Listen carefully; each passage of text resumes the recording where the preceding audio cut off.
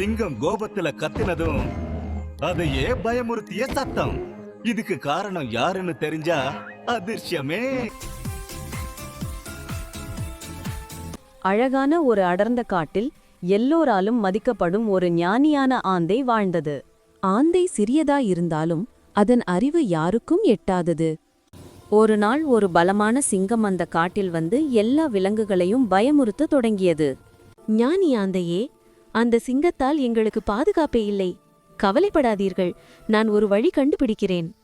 அரசே, ஏன் விலங்குகளை துன்பப்படுத்துகிறீர்கள் என்று ஆந்தை சிங்கத்திடம் கேட்டது. அதற்கு சிங்கம், நான் பலவானவன், யாரும் என்னை தடுக்க முடியாது.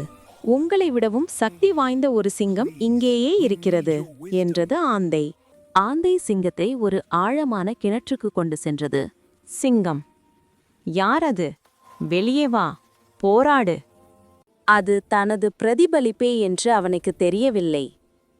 கோபத்தில் சிங்கம் கிணற்றுக்குள் குதித்தது. பின்னர் வெளியே வர முடியவில்லை. ஆந்தையே, நீங்கள்தான் எங்களை காப்பாற்றினீர்கள் என்றது குரங்கு. பலமும் அறிவும் சேர்ந்து இருந்தால் பிரச்சனை இல்லை, ஆனால் அறிவே மிகப்பெரியது. கதையின் நெறி: அறிவுதான் உண்மையான பலம். செய்யும் முன் யோசி.